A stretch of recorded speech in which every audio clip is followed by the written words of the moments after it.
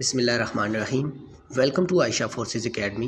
Like my video, subscribe my channel and press the bell icon for more updates. बिस्मिल्लाहिर्रहमानिर्रहीम। तो अस्सलाम वालेकुम students, उम्मीद करता हूँ आप सारे खैरियत से होंगे। तो आज इस वीडियो में हम बात करेंगे MES जो है मिलिट्री इंजीनियरिंग सर्विस के हवाले से कि उसमें ऑनलाइन अप्लाई आपने किस तरह से करना है और कैसे आपने अपना फॉर्म फिल करना है और उसका कंप्लीट तरीक़ेकार आपको बताएंगे ताकि आप घर से ही आसानी से अपने मोबाइल फ़ोन से अप्लाई कर सकें। तो सबसे पहले आपने क्या करना है, अपना क्रोम ओपन करना है या कोई भी ब्राउज़र आपने ओपन करना है। उसमें जाके आपने सिंपल सा सर्च मार देना है MES का पूरा वेबसाइट है MES.gov.pk, लेकिन हमने जस्ट MES यहाँ पे सर्च कर दिया तो कि यहाँ पे देख सकते हो हमारे पास जो सबसे पहला वेबसाइट आ जाएगा MES.gov.pk। वहाँ पे हमने जाके क्लिक कर देना और जैसे ही क्लिक करेंगे हमारे पास वेबसाइट ओपन हो जाएगा। यहाँ पे आप देख सकते हो MES का जो वेबसाइट है हमारे पास ओपन हो चुका है। और थोड़ा सा नीचे उसमें आएंगे तो यहाँ पे आप देख सकते हो जॉब्स एट MES।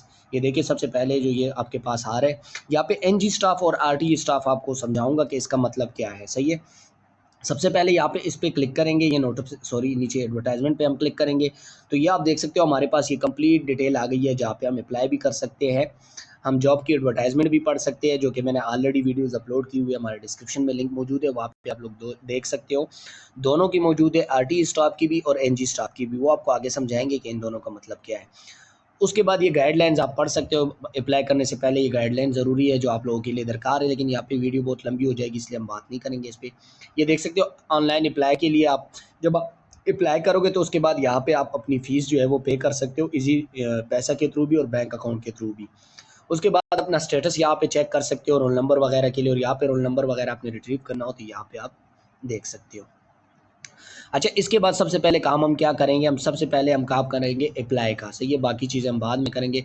गाइडलाइंस आप लोग कोशिश कर ले कि खुद पढ़ ले, फीस वगैरह का तरीक़ेकार सारा कुछ बाद में समझाएंगे। सबसे पहले हमने अपने जाना है अप्लाई ऑनलाइन पे। जैसे हम इस पर क्लिक करेंगे तो यहाँ पे देखिए दो चीज़ें हमारे पास आ जाती है, अप्लाई फॉर NG और अप्लाई फॉर RTE। अब कुछ स्टूडेंट परेशान होते हैं कि सर इसमें हम NG में अप्लाई करें या RTE में करें, और NG क्या चीज़ है और RTE क्या चीज़ है। तो इन दोनों का जो है वो आपको समझा देता हूँ। तो जो NG का मतलब है नॉन गेजेटेड। सही है, नॉन गेजेटेड का मतलब है कि जो अफसर रैंक्स होते हैं उनसे नीचे वाले, मतलब BPS, ये मोस्टली उसके लिए यूज़ होता है, BPS 1 से लेके 11-12 स्केल तक। सही है, 11 तक मोस्टली ये यूज़ होते हैं। तो अगर आप ये खोलोगे तो इसमें देखिए लोअर डिवीजन क्लर्क के 11 स्केल है, फिर नीचे आते जाते रहो और उस हिसाब से इसमें स्केल अनाउंस की गई है, मतलब 1 से लेके 11 तक इसमें अनाउंस की गई है। तो आप इसमें भी अप्लाई कर सकते हो। और जो RTE है इसका मतलब है टेम्परेरी, इस तरह से जॉब है। मैं आप लोगों को इसका एक्सप्लेनेशन कर देता हूँ। देखिए रेगुलर टेम्पोरेरी इस्टेब्लिशमेंट, ये है कि मतलब इसमें रेगुलर बेसिस पे भी और कॉन्ट्रैक्ट बेसिस पे भी इसमें जॉब्स होते हैं। तो अगर इसका एडवर्टाइजमेंट आप खोलोगे तो इसमें जो रेगुलर जॉब्स भी है और टेम्परेरी भी है, कॉन्ट्रैक्ट बेस पे भी है, तो आप लोग नीचे जाके एडवर्टाइजमेंट में देख सकते हो। तो इन दोनों पे आप अप्लाई कर सकते हो। सही है, रेगुलर टेम्परेरी इस्टेब्लिशमेंट वाले में भी इसमें मोस्टली कौन से वाले होते हैं, इलेक्ट्रॉनिक्स वाले होते हैं, इलेक्ट्रिकल जो होते हैं वो वाले होते हैं, प्लम्बर वगैरह, फिटर वगैरह, ये सारे जॉब होंगे। और इसमें जो है BPS 1 से लेके BPS 11 तक होंगे, जो कि लोअर डिवीजन क्लर्क वगैरह जहाँ सारे MT ड्राइवर हो गया, माली व चौकीदार, जो भी सारे हैं। तो इन दोनों में आप अप्लाई कर सकते हो। हम नॉर्मल अप्लाई करेंगे तो हम इस पर क्लिक कर देते हैं NG पे। तो ये आप देख सकते हो आप लोगों के पास फॉर्म ओपन हो जाएगा। इस फॉर्म को आपने गौर से फिल करना है। अगर कोई भी यहाँ पे CNIC में आपकी गलती हुई, किसी और चीज़ में गलती हुई, तो वो दोबारा आप रिट्रीव नहीं कर सकते हो। सबसे पहले यहाँ पे देखिए आपने क्या करना है कि यहाँ पे CNIC नंबर एंटर कर देना है। मैं नॉर्मल अप्लाई कर रहा हूँ तो मैं रैंडमली आपको तरीक़ेकार समझाने के लिए कर रहा हूँ, तो मैं रैंडमली चीज़ें करूँगा, लेकिन आप लोगों ने अपनी चीज़ें एग्जैक्ट और सही वाली एंटर कर देनी है। फिर डोमिसाइल मैं यहाँ पे कोई भी सेलेक्ट कर देता हूँ, और बलूचिस्तान का नहीं करता क्योंकि उसमें फिर वो सिलेक्शन दूसरी करनी पड़ेगी, फॉर्म फिल लंबा हो जाएगा। अच्छा, पंजाब सेलेक्ट कर लेता हूँ। इसके बाद डिस्ट्रिक्ट पंजाब में कोई भी सेलेक्ट कर लेता हूँ।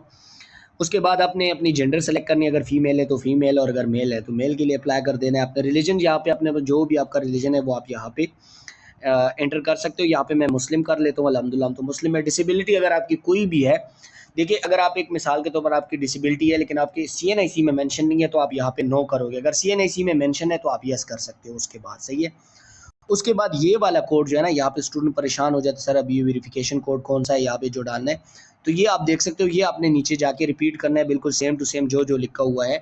F छोटा स्मॉल है तो हम इसको स्मॉल लिखेंगे, FC भी स्मॉल है, 7 जो है बड़ा है, और उसके बाद कैपिटल है मतलब, और उसके बाद बी और के दोनों कैपिटल है, तो ये कैपिटल में डालेंगे। ये हमने डाल दिया तो नेक्स्ट पे क्लिक करेंगे।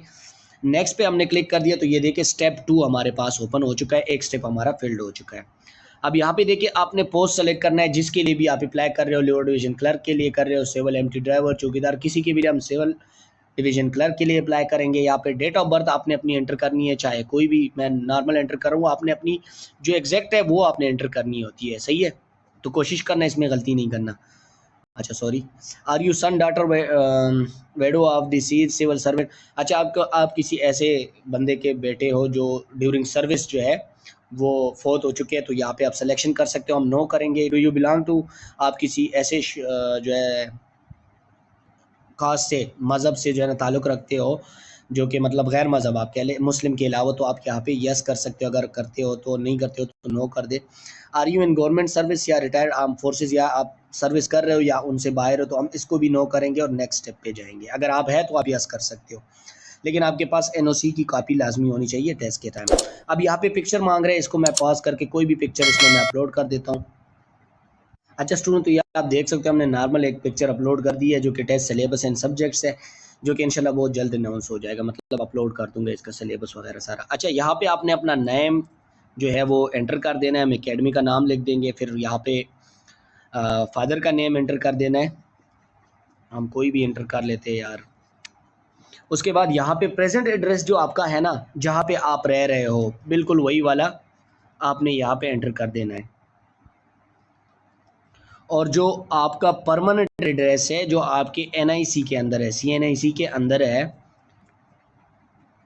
वो आपने यहाँ पे एंटर कर देना है, इन दोनों में गलती नहीं करनी। फिर आपने अपना सेल नंबर यहाँ पे एंटर कर देना है, और सेल नंबर में भी गलती नहीं करना क्योंकि वो आपसे फिर कांटेक्ट करेंगे। फिर दूसरा सेल नंबर एंटर करना है, कोशिश करना है एक अपना एंटर कर देना है, एक वालिद का। अगर आपका कोई भी इशू आता है मोबाइल वगैरह का, तो वो आपके वालिद के थ्रू कांटेक्ट कर सकते हैं।